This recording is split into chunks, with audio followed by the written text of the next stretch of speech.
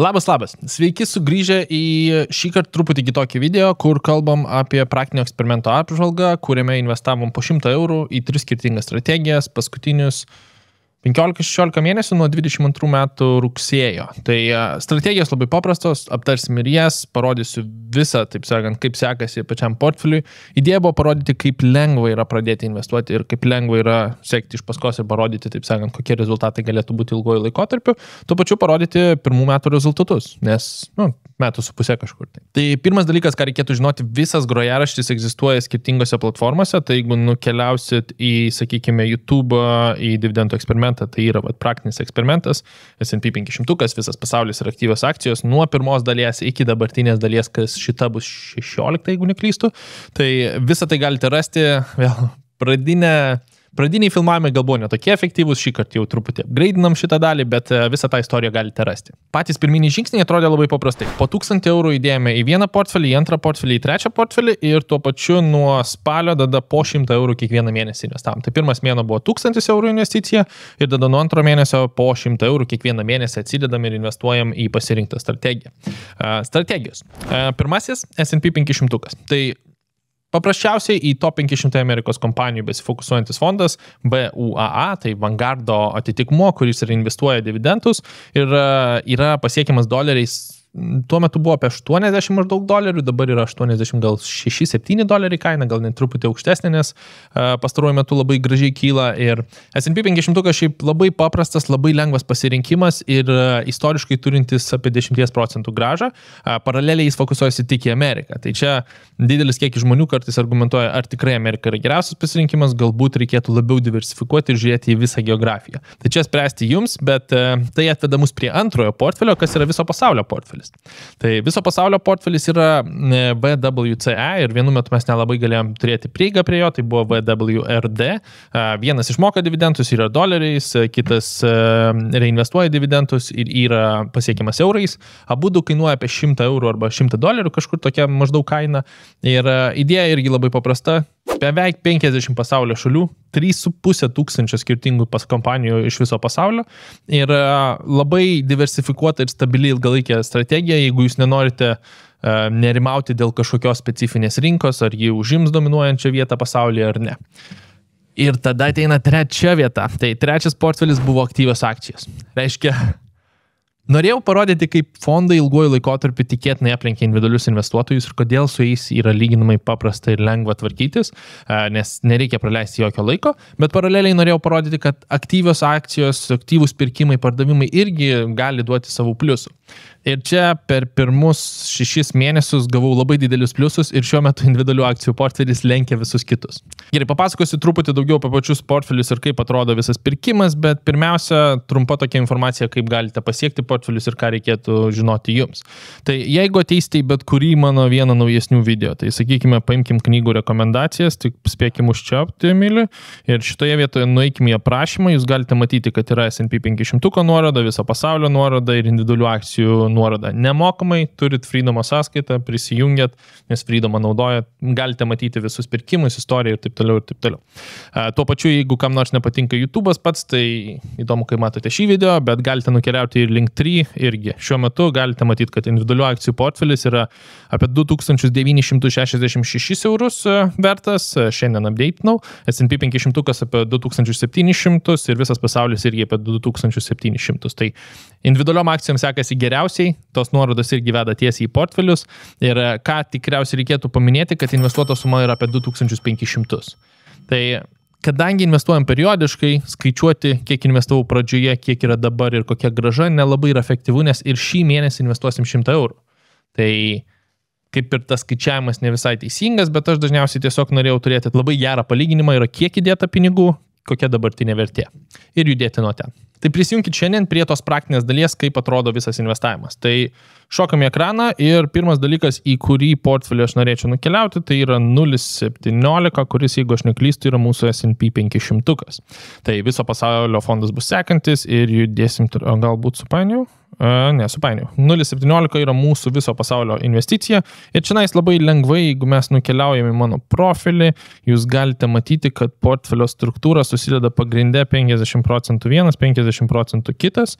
Ir šiuo metu turime 200 eurų, kuriuos mes norėtume investuoti.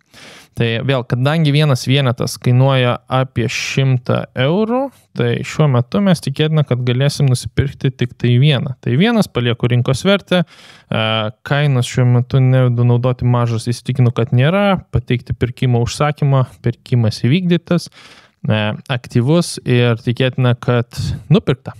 Aš jau esu suinvestavęs į visą pasaulį. Ką tik už 107 eurus nusipirkau 3,5 tūkstančio skirtingų akcijų. Vėl, kadangi dabartinė vertė, taip sakant, profilyje, jeigu mes žiūrim į grynuosius pinigus, yra, pabandom refreshinti, kad matytųsi, kad viską matytumėte šitoje vietoje. Yra 92, tai aš negaliu nusipirkti dalies, aš perku tik tai pilnais vienetais. Gerai, važiuojam toliau iš viso pasaulio ir važiuojam į S&P 500, kas yra 0,36. Pavadinimas S&P. Galite matyti, kad pas mane 100 maždaug eurų ir čia mes tiesiog dedame į VUAA, jo vidutinė grąža nuo tada, kai mes pradėjome investuoti. Dabar pozicijos yra plus 18%. Taip sakant, ar tikrai galiu skūstis. Gerai, kaip atrodo pats pirkimas? Tai pirmas dalykas, ką mes norim pasidaryti, yra išsikeisti eurus į dolerius. Tai nukeliauju į apačią, mainai už turimas lėšas max. Perku, patvirtinu, viskas įvyko. Dabar, ką aš noriu susirasti, tai yra Europos rinka, VUAA, paspaudžiant jos, štai mano ETF-as, kainuoja apie 89 baksus, mūsų sąskaitoje bus mažiau negu vienas vienetas. Bet, sakykime, aš suvedu limit orderį, aš noriu už dabartinę kainą nusipirkti, įsitikinu, kad nėra jokių kabliukų šioje vietoje, pateikti pirkimo nustatymą, pirkimo nustatymas nupirktas, aktyvus ir įvykdytas. Momentaliai nupirkta vienas vienetas VUA už 89,48. Labai paprasta, labai lengva, taip ką tik investavome į 500 Amerikos kompanijų. Gerai, važiuojame į linksmąją dalį, kas yra mūsų prekybos sąskaita aktyvių akcijų. Ir jeigu neturit dar Freedom sąskaitos, aprašyme yra bonusai, jeigu užsiregistruojat, gaunat nemokamą akciją, plus 30 dienų visiškai nemokamos prekybos.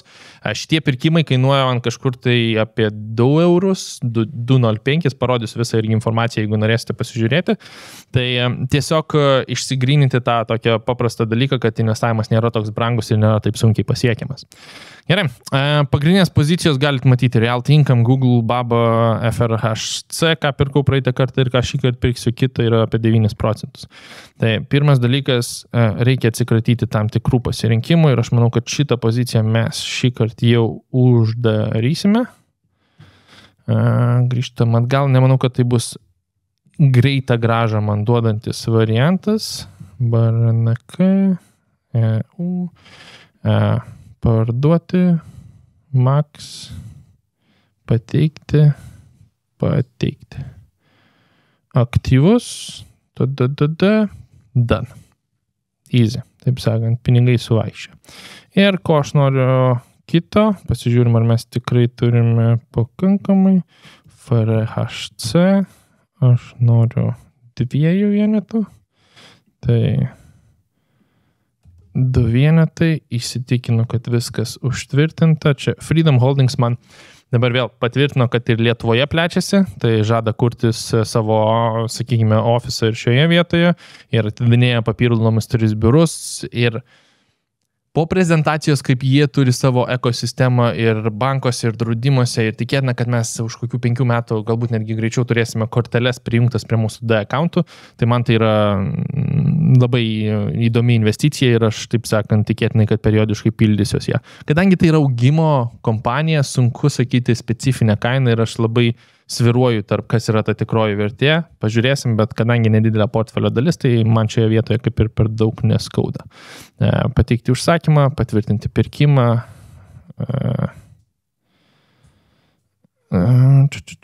Padavimas vyksta rytinė prekybos sesija, dar Amerikoje rinka netidaryta, atsidarys už 2 valandų, bet kai tik atsidarys iš karto ir, taip sakant, bus išsiųstas į rinką, viskas su to normaliai.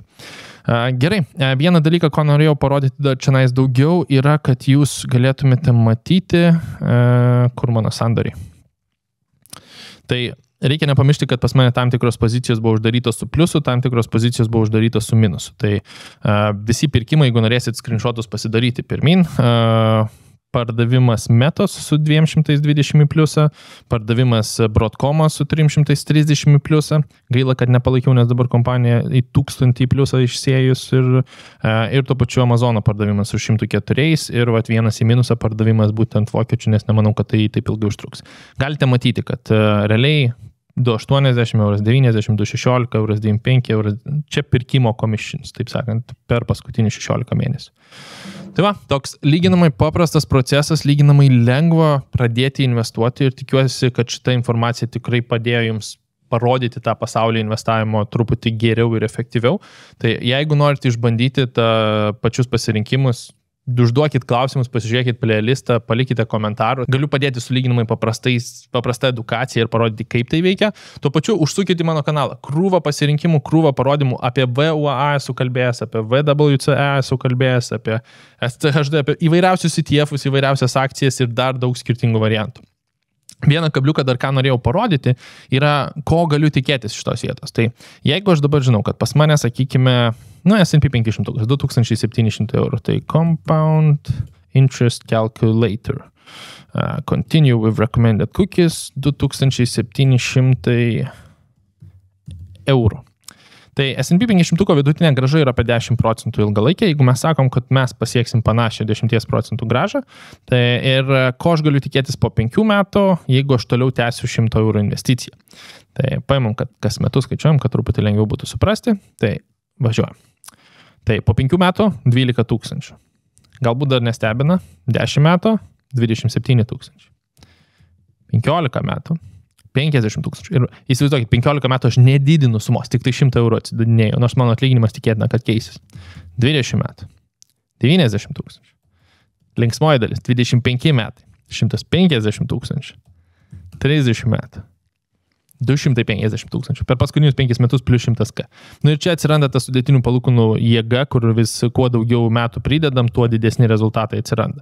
Bet jeigu, sakykime, aš noriu investuoti 20 metų ir tarkime, aš didinu savo investuojamos sumas 5% per metus. Tai be didinimo 90 000, su didinimu papildomi 30 000. Vėl, galit prisijungti, pasižvalgyti, kaip tai atrodo, jeigu dar didinsite savo investuojamas sumas, galbūt tam tikrus bonusus atsidėsite. Per ilgą laikotarpį, taip sakant, 30 metų pasiekti labai stabilų ir didelį kapitalą, nebėra taip sunku. Ir mes žinome iš finansinės laisvės skaičiuoklės, kad apie 282 000 kapitalę atneša mums 1000 € į rankas po mokesčių su 5% grąža. Tai tikrai įmanoma, tikrai nesunku ir tikrai pasiekiama, čia jau padengtų vidutinę dabartinę Lietuvos atlyginimą. Vėl už 30 metų jis tikrai nebus toks pats, bet jeigu mes galime investuoti didesnes sumas, pasieksime tai tiesiog greičiau. Tai tikiuosi sudominau, tikiuosi parodžiau tą investavimo pasaulį truputį kitų kampų, tikiuosi pamatėt, kaip veikia sudėtinės palūkanos ir turiu video ir apie tai. Užsukite į kanalą, pasižvalgykit po kitus variantus ir vienas iš paprastų dalykų per šias kalėdas, per šventes ar per sausio mėnesį, paskatinkit save, savo artimuosius iš tiesų žengti tuos pirmosius investavimo žingsnius. Tai yra labai paprasta. Mano praktinės tos sesijos užtrunka apie 5 minutės per mėnesį standartiškai, čia metinė apžvalga, tai truputį ilgiau. Tai jeigu aš 5 minutės skirdamas galiu atsidėti ir investuoti į 3 skirtingus portfelius po lyginamai nedidelės sumas ir šitoje vietoje periodiškai tai daryti ir užsitvirtinti savo ateitį, kai po 10 metų galėsiu parodyti visą tą playlistą ir sakyti, žiūrėkit, kai tai pasiekė, tai neturėsite argumento sakyti, investavimas per sunku, investavimas ne man ir taip toliau. Tiesiog problema, kad už 10 metų jūs jau turėsite gerokai mažesnį laikotarpį.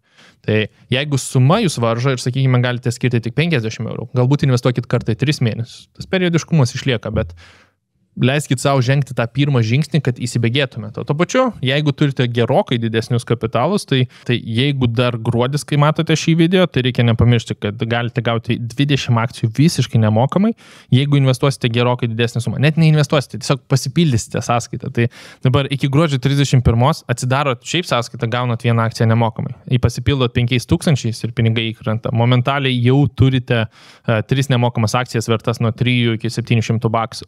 Suvedus tiesiog koduką. Virš 2000 10 nemokamų akcijų. Virš 50 000 20 nemokamų akcijų. Vėl, ar nemokami taupimo planai, ar tiesiog pasipildyti sąskaitą ir ją po to išsiimti kažkurio momentu. Nereikėtų, aš paskatinčiau investuoti ilgoje perspektyvoje, bet galbūt ne visi esate pasiruošę dabar iš karto įdėti visus pinigus. Tai vėl, aprašėme krūvą nuorodų į visus šitus pasirinkimus ir kaip ir ką daryti ir visas praktinės sesijas ir visus playlistus. Palikite savo klausimus komentaruose, jeigu tokių yra. O šiaip tikiuosi prisijungsite prie kelionės ir tikiuosi už 10 metų parodysite savo tas ilgalaikės strategijas ir ką jau pavyko pasiekti. Ir kai rezultatai dar ateis didesni ir geresni negu dabar, tai bus smagu pasilyginti. Tai va, tai tiek šiam kartui, smagu buvo susitikti, smagu buvo pasižvalgyti po investavimo pasaulio ir tikiuosi šitą praktinę sesiją atvėrė tas investavimo duris ir truputį supažino su tokiu, gal ir aš galėčiau tai daryti. Ir tikrai taip, visi galite tai daryti. Dirbsim, kol 90% žmonių investuos. Tai tiek, iki kito karto.